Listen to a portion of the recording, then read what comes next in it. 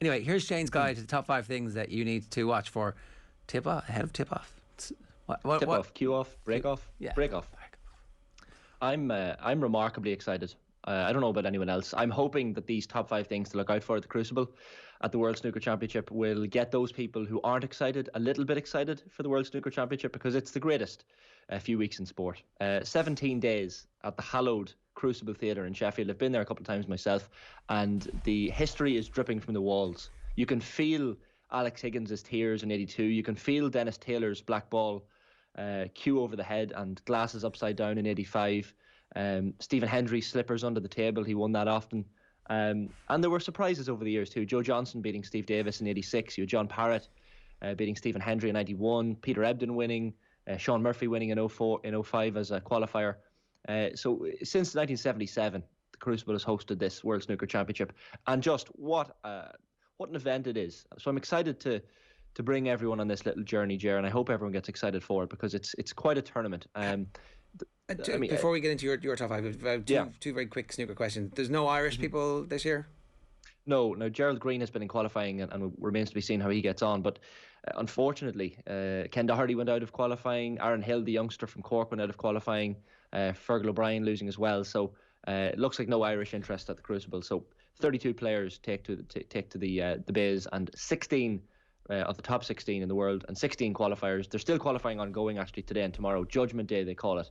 So there will be 32 players ready to go on Saturday. And my last question is, Stephen Hendry's much heralded comeback. What's the crack with that? Is he serious? Is he hoping to get to this level? What's happening? Yeah, so he in order at the World Snooker Championship qualifiers, which take place at the English Institute of Sport in Sheffield, you have to play 3 matches, or win 3 matches essentially. So round 1, round 2, round 3. If you win the round 3 match, you're into the Crucible. You're into the last 32. Stephen Hendry played Jimmy White in his first round, beat him.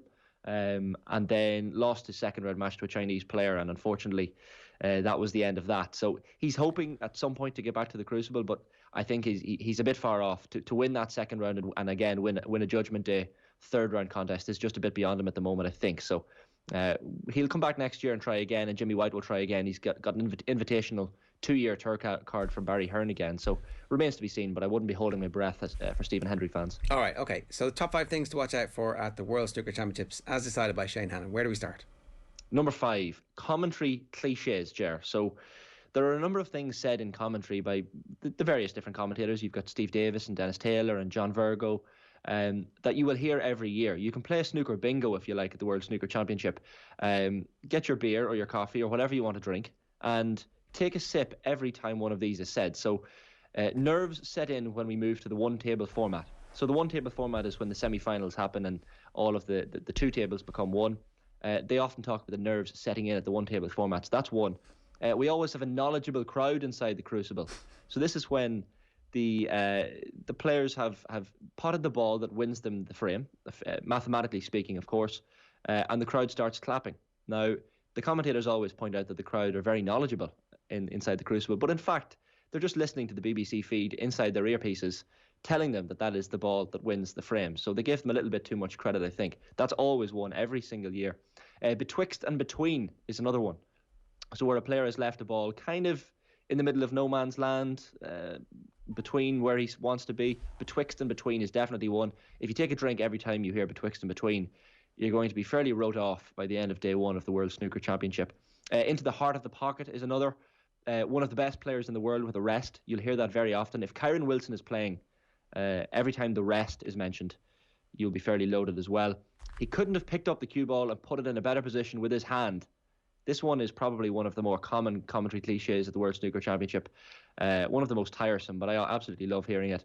And the absolute classic from the one and only John Virgo. So this applies to colour balls, but mainly the cue ball. I don't know if you've heard of ASMR, Ger. Are you familiar with ASMR? No, go for it. So it's autonomous sensory meridian response. So it's a tingling sensation that typically begins on the scalp, moves down the back of the neck and upper spine. It's kind of an area on YouTube, a little creepy area on YouTube. So it can involve people whispering or people in a microphone playing noises like maybe unwrapping a chocolate bar or something. But snooker, the sound of snooker is one of the best ASMR mediums out there. So if you're struggling to sleep at night, throw on a little bit of snooker, throw on the voice of John Virgo, and listen for the next 30 seconds, Ger. If you want to, at home, close your eyes and listen to this as well. John Virgo with his absolute classic commentary cliche. Where's the cue ball going? Oh, so close to the black. Ooh, where's the yellow ball going? Ooh. Reds, he's going to hit into a flat, so got to hit them right. Where's the red going? Where's the red ball going? Well, we say... Where's the cue ball going? Well, it didn't matter. Is Soporific Snooker Sounds a YouTube channel all on its own? I hope so. I hope so. But it has to be. It's just one of the more beautiful sounds in sport, I think. Like, you know, the ball hitting the back of the net in football really cleanly, or smacking off the crossbar. They're all beautiful sounds. Maybe the sound of Wimbledon as well, the ball's hitting off the racket. But those noises at the Crucible, the ball's hitting off one another. John Virgo on commentary with his beautiful, crisp English voice, and the ball's hitting the back of the pocket. The little tiny ripple of applause from the crowd, the very polite ripple of applause, and the gasps from the audience as well. Probably the most beautiful sound in sports. So where's the cue ball going? Definitely the most famous commentary cliche, but that's number 5 on my list. Sure. Okay, number 4, Ronnie O'Sullivan. Yeah, so aiming for history this year, really. He, of course, won his 6th world title last year in really, really impressive fashion. That day, in fact, the semi-finals last year when he beat Mark Selby in the deciding frame, and in the other semi-final, Anthony McGill beat Karen Wilson in the deciding frame, was the greatest day of snooker I have ever experienced in my life. And Ronnie O'Sullivan is really aiming for history this year. So he's trailing Stephen Hendry in terms of world titles won. Hendry has 7, all won between 1990 and 1999. So quite a narrow period that he won them all in. Behind Hendry on 7, there are 3 players on 6. So Ray Reardon has 6. Steve Davis has 6, which were all won between 81 and 89. So an 8-year period. And Ronnie has 6, which he won between 2001 and last year, 2020. So a 19-year gap. So Ronnie clearly just going strong. He's one of those players that will be around for generations, and became last year the only player in history to have won world titles in 3 different decades. So an extraordinary talent. And I sat down with him different times, and I've really got some good mileage out of these interviews that I did with Ronnie a couple of years ago. But I sat down with Ronnie and Jimmy White in Drogheda at one point a few years ago. Ronnie had a great story about Steve Davis, so the nugget they called Steve Davis. And you know, Stephen Hendry was a player who never really mixed with other players. He liked to keep that distance. Tiger Woods, I know, was someone who in golf did the same thing up until recent years, maybe. But this is a great story that Ronnie tells, a lesson he learned from Steve Davis many years ago. Quote, you said of Steve Davis, Steve would happily sit in his room and play chess or a board game, whereas I'd be out somewhere causing murder. I like to dabble, he liked to scrabble. Yeah. Sure. I love that quote. Yeah. But but honestly, he was so, yeah. Ronnie says boring. He was like, he was unbelievable, switched on. Everything he'd done, it was all like, even checking in a hotel, it was all pre-arranged. Everything was like just mad with him. We just used to think, for fuck's sake, liven yourself This up. is a brilliant one. I don't know if you might have read it. First time I was only 17, had to go on tour with Davis to Thailand. So I get picked up. I'm going to try and cut it as short as I can. Go to Steve Davis' house. He gets in the car. He goes, hello, all right, gets his computer out. Don't speak to me towards me, get to the airport. We check in, still doesn't talk to me. Gets to the lounge, gets his laptop out, still doesn't talk to me. Get on the plane, 13 hours to Thailand, gets on his computer, like that for 10 hours. Get off the plane, in the cab, back on his laptop. Get to the hotel in Thailand, check in, still hasn't said nothing to me, get to the hotel room, he goes up where I go, he goes, right, see you later. That was 20 hours. Wow. I said he must be so comfortable in his own skin, he doesn't feel the need to actually make small conversation. And since that day, I've loved him ever more. He total blanked me for 20 hours. You know, a young 17-year-old in awe of the nugget, and he's gone, have some of that. That was one of the best lessons I've ever had in my life. So I want to thank you, the nugget, for teaching me how to be comfortable in your own skin. It didn't work though. Is that not the whole thing about Ronnie? Is that he's not comfortable in his own skin and has at various stages not been comfortable in his own skin, and that's why we're all so interested in watching him and whether or not he is going to fulfil the potential that he had. And ultimately, he has fulfilled the potential. That's why the story is so amazing. Yeah, he's kind of become more comfortable in his own skin, I think, as he's got older. Like he's got to a period in his life now where, he doesn't really drink much. He's off the drugs. He's in fact taken up a different addiction, which is running, and is obsessed with running. If you follow him on Strava, he's just constantly out and about, and really into diet, nutrition. He's just set up a shop where he's selling some of his memorabilia online as well. So he's got a few different business interests, and someone who's kind of focused more. He enjoys snooker more, I think, and that's why he won the World Snooker Championship last year. He's certainly more comfortable in his skin now than he used to be. So that's definitely something we need to watch out for. I did mention, I need to apologise to Mark Allen, because of course there is Irish interest in the World Snooker Championship. Mark Allen, the Antrim man, will be in action, and you wouldn't rule out Mark Allen doing a bit of a run at the World Snooker Championship this year, because he's always thereabouts. He's a former Masters champion, so Mark Allen's certainly one to watch out for. But yeah, number 4 on my list, Ronnie O'Sullivan and his bid to make history, Ger. Mark Allen living in Dublin, I think, is he? Sean Murphy's living in Dublin. I'm not sure if Mark. Sean Murphy. Yeah, Sean Murphy's living in Dublin, but I'm mistaking. We can count Sean Murphy as Irish maybe as well, I'm sure. Okay, we'll take him. Number 3 is the Thunder from Down Under. Yes, Neil Robertson. What an extraordinary talent. Now, Neil Robertson won the World Championship back in 2010, and everyone kind of thought from that point on, well, he's going to win loads more. He's so talented, he can't not win loads more. Left-handed player. But the decade that followed left a bit of disappointment. Now, not in ranking title terms. He's won 20 ranking titles, but he certainly has underachieved at the Crucible Theatre. He's back into insane form recently, to the point where he had a victory over Ronnie O'Sullivan at the Tour Championship last month. 6 frames in a row he reeled off to beat Ronnie by 10 frames to 4. It was a thrashing in Ronnie terms, certainly. And that's kind of shifted the dynamic heading into this World Snooker Championship. Robertson spoke after that. He says, I've beaten Ronnie before, but never over a multiple session match. If I'm to compete at the World Championship, I have to do that. And like the bookies have him down as third favourite, Neil Robertson, heading into this tournament at 11-2. Ronnie is 4-1. Judd Trump is technically the favourite at 11-4, simply because you can't rule Judd Trump out. He's such a talent. But a lot of people will be supporting Neil Robertson in this World Snooker Championship. There was an emotional video he had recently where he spoke about his father. He hadn't seen his father in 2 years because of COVID. He hadn't seen him for a year, and then COVID kicked in. And his wife managed to fly him over, get onto the Australian embassy, I think it was, and flew his father over. And he got really, really emotional in an interview with World Snooker Tour last month. And it kind of just brought home the impact that COVID has had on everyone. And just the fact that he hasn't seen his father in so long, and the impact that's going to have on him heading into the World Snooker Championship now. He says he can just relax.